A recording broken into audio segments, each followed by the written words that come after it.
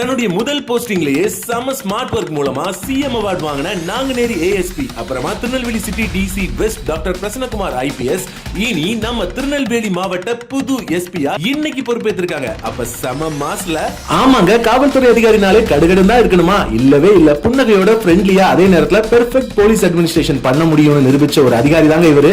அடிப்படையில ஒரு மருத்துவரான இவரு நோயாளிகளை குணப்படுத்தினா மட்டும் பத்தாது, ஒட்டுமொத்த சமூகத்தையும் வன்முறையிலிருந்து வருமுன் காக்கணும் அப்படிங்கிற ஒரு பெரிய லட்சியத்தோட ஒரு காவல் அதிகாரி ஆகணுங்கிற நோக்கத்துல ஐபிஎஸ் படிச்சு வேலூர்ல ட்ரைனிங்ல இருந்தப்பவே தன் திறமையால மருத்துவமனையில காணாம போன ஒரு குழந்தைய சில மணி நேரங்களை காப்பாற்றினதாகட்டும், அடுத்து நாங்குநேரியில பணியாற்றினப்போ ஏர்வாடி கந்தூரி விழா, மூளைக்கற்பட்டி பெருமாள் கோவில் விழான்னு பல வருஷங்களா தடைபட்டிருந்த விழாக்களை நடத்தினது, முகாம் அலுவலகத்துக்குள்ளேயே மாணவர்களுக்கு போட்டித் தேர்வுக்கு பயிற்சி அளித்தது, செவ்வாய் வியாழனானா மாணவர்களை பள்ளி கல்லூரிகளை சந்திச்சு அவங்களோட உரையாடினது, பொதுமக்கள் கிட்ட அடிக்கடி சந்திச்சு உரையாடி அந்த பகுதியில வன்முறை உருவாகிறதுக்கு முன்னாடியே தடுத்து நாங்குநேரி சரகத்தில் உள்ள கிராம பகுதிகளில் குற்ற சம்பவங்களும் குறைந்து கொலை சம்பவங்கள் இல்லாத ஊரா மாறினதாகட்டும்.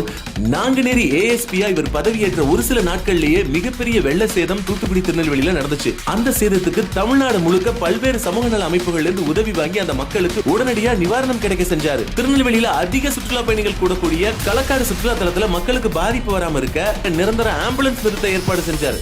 அரசின் அங்கீகாரம் பெற்ற சமூக அமைப்புகள் மூலம் நடத்தக்கூடிய அனைத்து நிகழ்ச்சிகளிலும் கலந்து கொண்டு அரசாங்கத்தில் காவல் பணி சேர்வது குறித்து தொடர்ந்து விழிப்புணர்வும் ஏற்படுத்திட்டு வராங்க.